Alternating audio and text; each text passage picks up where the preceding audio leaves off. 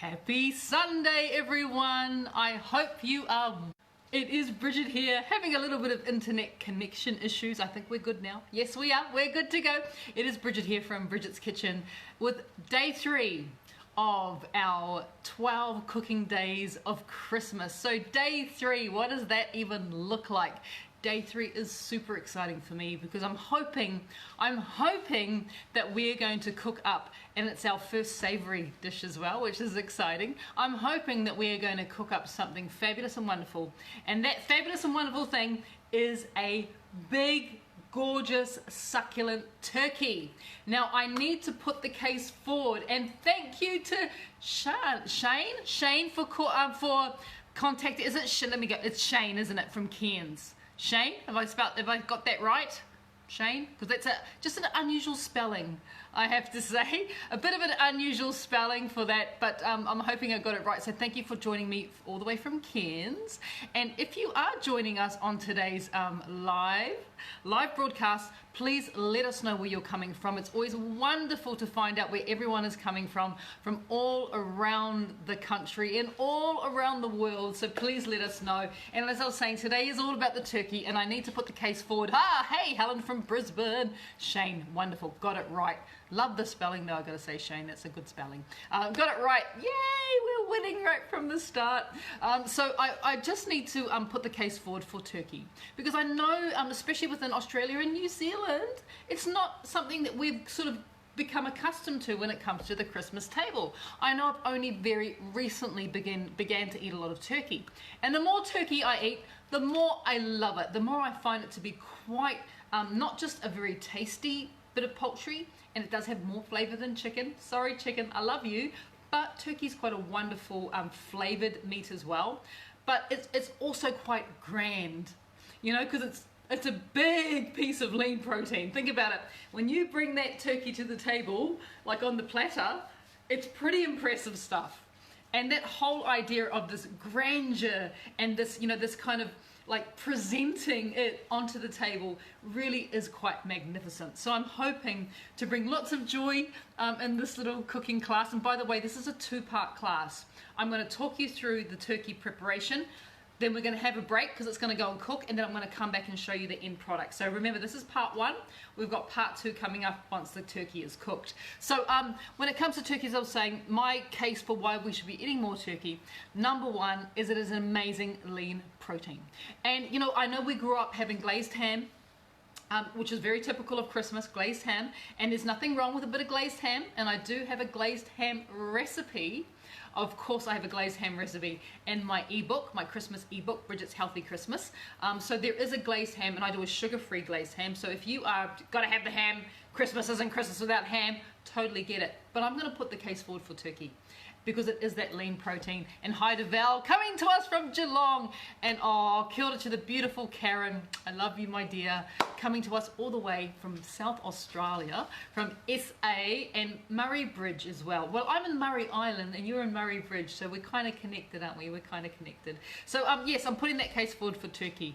I think it's something that if you've never tried it before, I'm hoping that this little video, this little cooking class, this turkey masterclass, so to speak, is going to inspire you to get some lean protein, some, you know, lean bird onto your Christmas table. And once you have these few little tips and tricks, little chefy little tips and tricks, it will not only help to give you confidence that you're going to be able to cook this, you know, and it's quite, let's be honest, a turkey's quite an intimidating thing. We're all used to cooking and roasting chickens. We've got that covered, even though, you know, there's still a few little tips and tricks on how to cook a chicken. But when it comes to turkey, it can be quite intimidating because it's quite large. It's very lean, so the chances of it drying out increase, you know, tenfold, because it's such a lean piece of meat. You know, when you think about ham, you can still dry your ham out, absolutely, but there's that lovely big fat layer of fat on top of it, so it's a little bit harder to screw up. Turkey can be a little bit daunting, so I'm trying to within this little class is to take away that fear, give you the confidence that you can go into your butcher or your supermarket, wherever it is you do your shopping, and you can purchase your turkey. Now, number 1 is turkey tends to come frozen. So that's definitely typical within Australia and New Zealand. We get our turkeys frozen, which is not a problem at all. Don't even worry that you're not getting a fresh turkey. It's not going to change the outcome in too many ways. So you're going to buy yourself a frozen turkey. Now the best way to defrost your turkey is to do it overnight or within 24 hours. So I take my turkey out of the freezer, I put it into a large roasting tray to collect all the juices, all the defrosted liquid that's going to come out, and that liquid's not a bad liquid, it's just normal defrosting liquid. Put it into a big roasting tray and just leave it on the bench. Like seriously, that's the best way. If you put it into the fridge, it could take 3 or 4 days to defrost because it's so big. So the ideal way is just to leave it out overnight. And it will defrost naturally. If you've got more time to spend, you can put it into the fridge, whole turkey, and just leave it to defrost there. It will probably take 48 to 72 hours to defrost if you do it in the fridge. So ideally, we leave it on the bench overnight, and then when it is defrosted the next day, this is what we're getting onto now. So when it comes to turkey, and we've defrosted it, which is fantastic, what is the next step? So guess what I have here? Ready? There it is. I don't know what the sex of this one is, but there it is. This is my turkey. It's not on turkey standards, it's not a large turkey. This is actually quite a small turkey. They get a lot bigger than this. But I have to say, when it comes to deciding what turkey you're going to purchase, the size of your oven is definitely going to determine the size of the turkey that you're purchasing. Now this turkey here, I think it's by feeling it, it's around about, I think it's a size 35, which is 3.5 kilos, so it's around about 7-8 pounds worth of turkey. So it's on turkey terms, it's relatively small, but on our house terms, because everyone's left us and gone overseas for Christmas, this is actually the perfect size for us. So this is about a 3.5 kilo turkey. So this is basically like 2.5 chickens. If you look at it size-wise, right, it's 2.5 chickens. So it's a decent sort of size. And the first thing I need to know though, because this is when it comes to turkey eating, and I don't know if you've ever cooked a turkey for an occasion, like for Christmas or for when people are coming around for a feast. I'm not sure if you've done that. And if you have done turkey before, my question is, what do you prefer? Are you a breast person or are you a leg person? Because the thing with turkey, and please let us know in the comments, are you a breast person or are you legs? Now, as you know, especially with chicken, it's very obvious. When it comes to the breast, we have the white meat there, and when it comes to the leg on the turkey, it's more known as the brown meat. So some people find that there's more flavor within the brown meat. Other people love the white meat because it's got it's a little bit more leaner, obviously, because we know that even with chicken breast it's a lot more leaner. So let us know, what do you like? Are you breast or are you leg? I don't even want to ask my Mahei which one he is. I think I know the answer. All of the above. That's the answer. So there's our turkey. Now I'm going to bring you down to the bench because we need to start doing some work down here. So come on down to the bench. Let me talk about my first, gosh, I'm sorry I shocked my hair when I did that. Here's my little apron for today. What do you think? This is my pinny. This is my pinny. Is this not the ultimate hostess pinny that you have ever seen? Oh, there's my tea towel. Look, it's got, oh, that's my dress. It's got lovely long wraps, and this is as vintage 1950s possibly as it could get, don't you reckon? Isn't it gorgeous? I don't know how much protection it would have, and anything you put in the pocket you'd be able to see. You couldn't hide anything in these pockets because they're see-through. So I don't know how much protection this apron would have from spills, but isn't it gorgeous? Isn't it stunning? So this is my vintage apron for today. Thank you for watching. All right, so back to our bird friend here, and the recipe for this is in the ebook, right? Bridget's Healthy Christmas ebook. You can get your copy, and I suggest you do, because there's 50 recipes in that ebook. There's 50 festive, seasonal, healthy, gluten-free, sugar-free, dairy-free recipes in that one ebook, so you can still have an amazing Christmas without the guilt, but also you're helping to just feed your family the most delicious, wonderful food. So when it comes to the ebook, the recipe is in there. I'm going to give you guys the hints and the tips and the tricks when it comes to cooking something like this. And as I was saying, this isn't large on turkey scales, but it still can be a little bit intimidating. So when it comes to the turkey, the first thing you want to do is, of course, defrost, as we talked about. So you want to defrost it in the fridge for 3 or 4 days, which is a long time, or overnight on the bench. Just make sure it's in a roasting tray, because you will get some defrosting sort of juices coming out of it.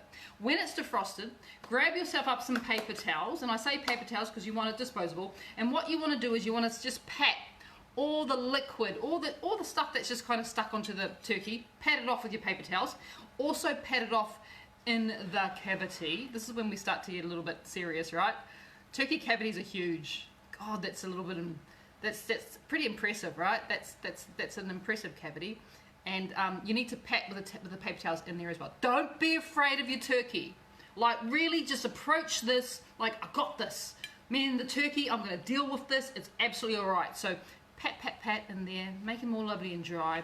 The reason we're doing that is the very first thing you're going to do is you are going to brine your turkey. So cooking a turkey does take a bit of advanced preparation. So you need to defrost it for a start. You know that takes 24 hours. And we also need to dry brine it. And dry brining takes 24 to 36 hours. So you need to be a little bit prepared. But trust me, it is going to give you the most succulent example of a turkey. People are going to freak out when you present this turkey to them at Christmas Day or New Year's Day or whenever you're doing it, and you slice into it and they just go, oh my God, it's so tender, it's so succulent. This is how we're going to get it to that point. I need to take away the fear that you're going to dry this turkey out. And the way that we're going to do that is this dry brining. So dry brining involves salt, and not much salt, maybe a couple tablespoons of salt, Himalayan salt. And once you've patted your turkey dry, you then need to take those 2 tablespoons of salt, whack that salt all over the turkey, and then rub it into the skin. Now it may seem, and I'm going to come back up because this is really important. It may seem kind of like, what's that going to do? What's a couple tablespoons of salt going to do to my turkey? Like, seriously, trust me on this. This step is vital. So when it comes to brining, which is basically like we just put salt, nothing else, just salt, a couple tablespoons of salt, and then you just rub it into the skin. That dry brining technique has there's a couple of things that happen, and you know, I've always said that cooking is a science, and like chemical reactions happen when you're cooking, and even though you don't know they're happening all the time. And one of the things that happens when you dry brine, or basically pre-salt is another word, you pre-salt your meat, and this is the same for any meat, and I'm talking steak, and I'm talking chicken, and I'm talking pork, and I'm talking all those sort of other raw meats or proteins that may come into your house.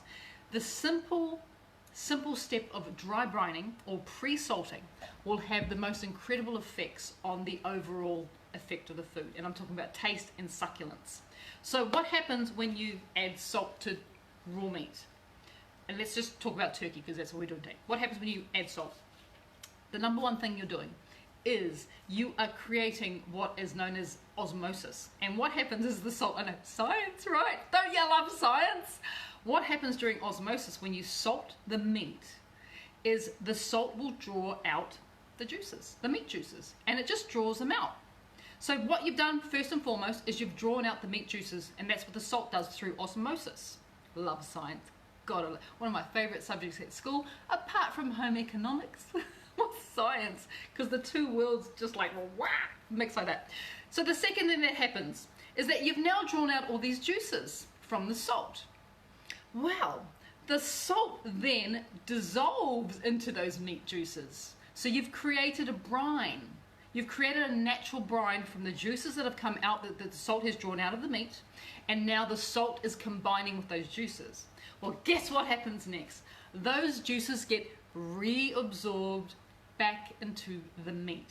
So not only are you adding flavor to your bird by pre-salting or pre-dry brining, not only are you adding flavor, but you're also taking the next step, which is what helps to create a really tender, succulent overall effect to your turkey. Is the next thing that's happening is that the meat proteins, those tough meat proteins, are beginning to break down thanks to the salt. So it's beginning to tenderize the proteins in there. The fibers in the meat are beginning to soften with that little bit of salt that you took the time to rub into your bird. So there's a couple of different things that happen there. Juices come out. Juices then mix with the salt. The salt actually begins to flavor the meat as it gets reabsorbed back into the meat, and it also helps to tenderize. So this is why dry brining is the best thing you can do for your bird. So you need to rub that salt in, and then just like this, no cover, yeah, no cover. Do not put any film on it, Glad wrap or anything. I hope your fridge is big enough.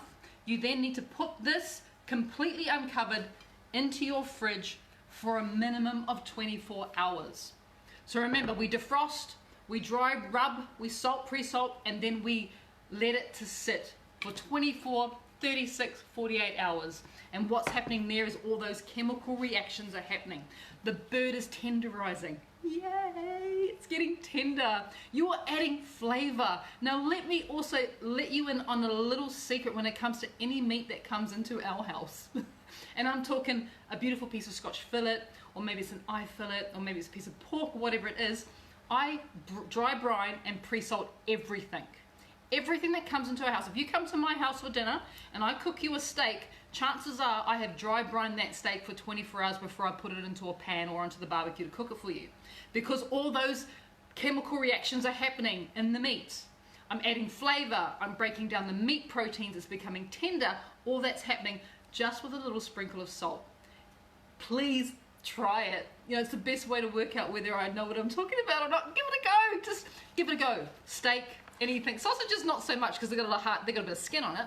But any type of steak or pork or lamb or chicken or turkey, try the dry brine effect. You will absolutely love it. And it just requires a little bit of time. It doesn't cost anything apart from, you know, a tablespoon of salt. It just requires a little bit of time. So now that our turkey has been in dry brining, doing its thing in the fridge for 24 to 36, even 48 hours. You can do it for 48 for 2 days if you really want to. Remember, uncovered.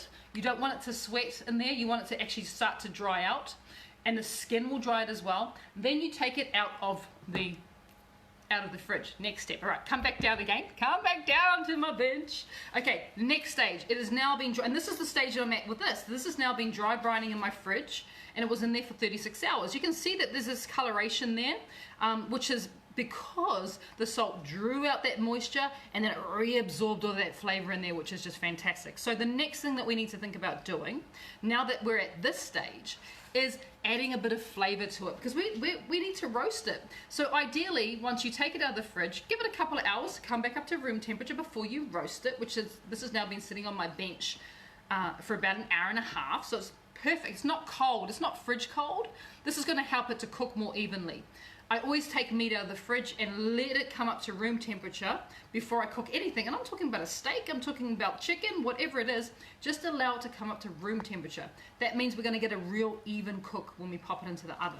So my oven is set on 250 degrees Celsius, which is actually decent, right? That's a really good heat. It's about 480 degrees Fahrenheit. That's a big heat that we have on there. And it's preheating away there while my turkey was sitting on the bench coming up to room temperature. We're now going to add just a little bit of flavor, and the flavor is going to go straight into the most unceremonious part of the turkey, which is the cavity there. And it's okay, all right, to talk about these types of things. It's all right to talk about cavities. We don't have to worry about that. We can just do whatever we want. And I'm going to add some flavor into that cavity, because look, it's huge. And yes, you could add stuffing, but I'm teaching you guys how to cook this turkey. Sorry, it's not chicken. I'm teaching you guys how to cook this turkey in a very quick time. So there's a few tricks we're going to use. I'm going to do a stuffing class in a couple days as well, so don't worry about that. So over to my knife. I've got a whole lemon here. I'm just going to take off the end that has the knob. You don't want no knobs in your food. This is knob-free cooking, by the way, knob-free cooking. And I just want to take off the skin, because I'm going to add the skin, not the whole lemon. I just want to add the skin. So I'm just going to peel down my lemon. This is going to help to flavor it, of course. We know that. We love the flavor. So just peel down. Take all that skin off. You notice how I did that is I cut the base and I cut the top because that meant that I just had a nice surface to work from. It was quite safe, and now I have that. I'm going to keep that for juicing for something else because that's gorgeous. And then taking the lemon, clean hands of course, I've cleaned and sanitized my hands before we started. Just put the lemon into the cavity. That's going to help to flavor the meat.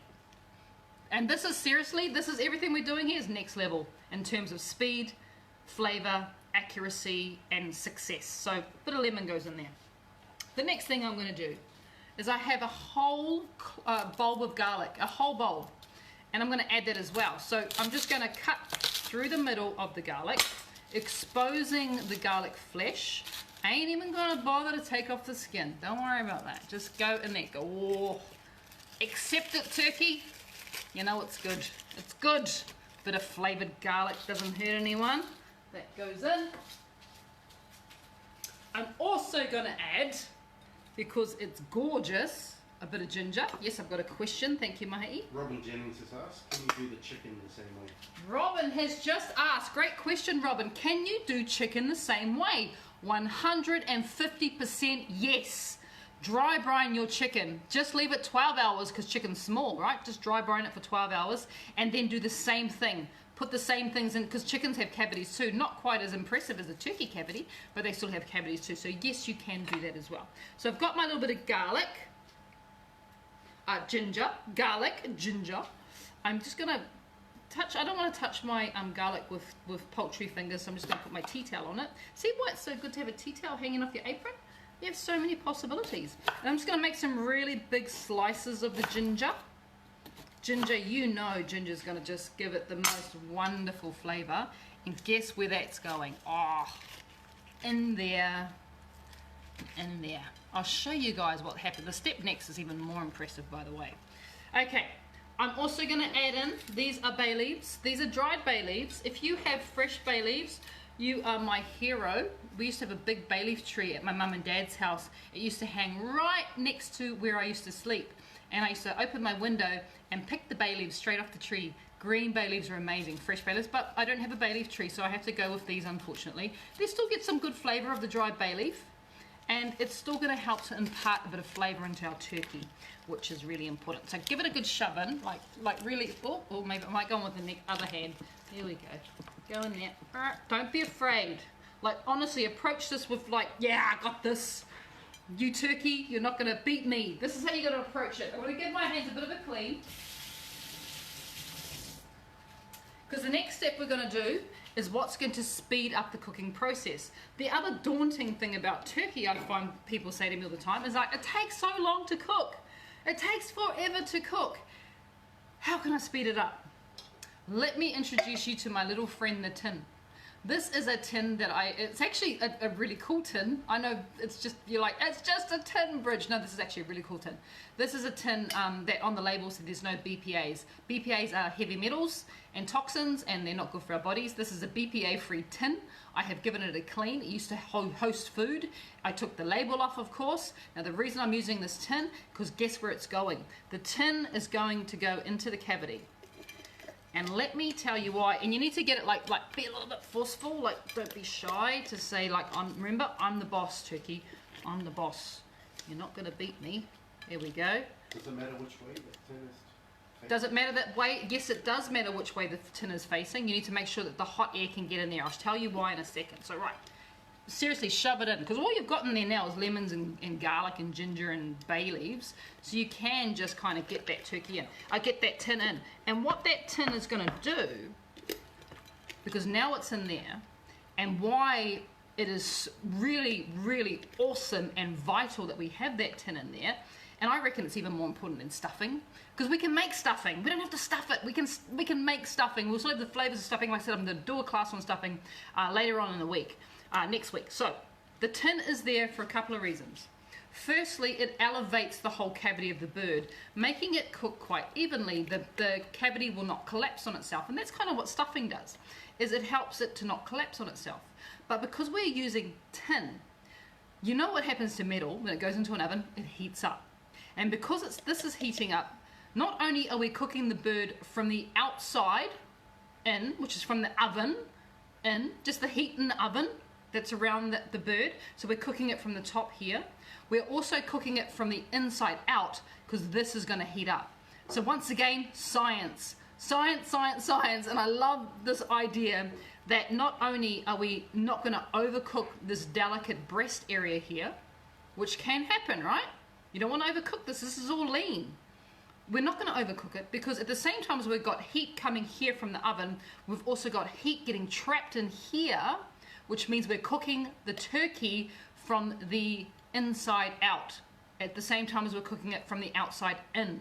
I hope that makes sense to everyone. But you can do this with a chicken. It's a bit harder to shove the old tin into the turkey cavity, and of course the bigger the turkey, the bigger the tin. This is a 400 gram tin. This is like just a normal tin of, I'm going to say it was baked beans, it was actually chickpeas. It was organic chickpeas, so nothing very exciting there for people. So organic chickpeas, so that's a normal size tin, like a baked bean tin, right? That sort of size. But if your turkey's bigger, you get a bigger tin. So you can get like a 500, 600 gram to an 800 gram tin, which is what they normally used to have. Like I remember the Black Doris plums from Watties in New Zealand used to come in the really, really big tin, fruit tin. That's what you want to do. Just increase the size of your tin depending on the size of your bird. Remember, this is a 3.5 kilo, so size 35. And so a 400 gram tin fits in there just perfectly. So that's all we're going to do to the bird. Now we just need to think about one last thing, and try this with chicken.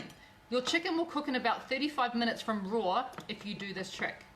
If you do this trick, I'm serious, it's ridiculous. Right, okay, next thing, what are we going to cook our turkey in? I've got a roasting tray here. Remember, my oven is on at 250 degrees Celsius, which is 480 degrees Fahrenheit, so really, really hot. And it's been preheating for about half an hour, so I want it to be extremely hot when the bird goes in. I've got my roasting tray. I'm going to add a bit of water to the base of my roasting tray. Really important. This is going to help to keep it moist and tender as it cooks as well. I'm not putting the bird into the roasting tray, by the way. I'm going to sit it on top of the roasting tray, just like this. I've got this wire rack that I use for all sorts of goodies, and now I am using it to cook my turkey. So my turkey goes on there. I mean, you don't even need to, if you want, you know, some people are like, oh, you need to, you know, wrap up the legs and stuff. You could do this. You could take the wing, if it's not already done, and just like, so it's kind of, oh, let me go like this. It's kind of doing this. Sorry. You could do that if you wanted to. So that's, yeah, and I'll do it again so you can see. That'll help to protect this end here so it doesn't burn as it's cooking. So you just wrap it in like that. And it literally is like it's having a little beach time. It's by the pool there. Just do that. And that is it. There's nothing else that you need to do. You don't have to add any oil. You don't have to add any butter. It now is ready to go into the oven. So remember, our oven is lovely and hot. So I've got that working for me. I'm going to pop this into the oven at 250 degrees, and the second I get it into the oven, I'm then going to drop that temperature down straight away to 160 degrees Celsius, which is 320. I'm not cooking it on that high heat. I just want the high heat to shock the skin. The skin is going to contract. The fat's going to come up to the surface. We're going to get this lovely glaze on top of our turkey without having to add any oil. Hence why this is going to be on my Christmas table, because this is so incredibly healthy for us and also delicious. So this is pretty much the end of part one. Sorry guys, this is the end of part one. The turkey is now going to go into the oven to cook. Remember, 250, we're going to drop that down to 160, which is 320 Fahrenheit. So that's just medium to low sort of a temperature. And I'm envisaging, or I'm imagining, that this turkey is going to take around about an hour and a half to cook, which is not very long, is it? You're like, really? Are you sure? There's two reasons why. Reason number one is that we have that amazing tin that is there to help with the speed of it. The other reason is we've started to draw them. We already draw the moistures out of there. So it's going to be a lot faster to cook as well. So I want you to come back and join me in about an hour and a half-ish for part two of the turkey cooking process. And we'll talk through what happened during it while it was cooking and how to test to know when your turkey or even your chicken is perfectly cooked. because that's the other side of the coin that can get a little bit nerve-wracking, is when is it cooked? How do I know when to take it out? So please come back and join me in a little bit of time, about an hour and a half-ish, depends on what happens here, but about an hour and a half, and we can see what the final result is to our gorgeous, gorgeous turkey friend and what we've achieved. All right, guys, I will see you all in about an hour and a half. Take care.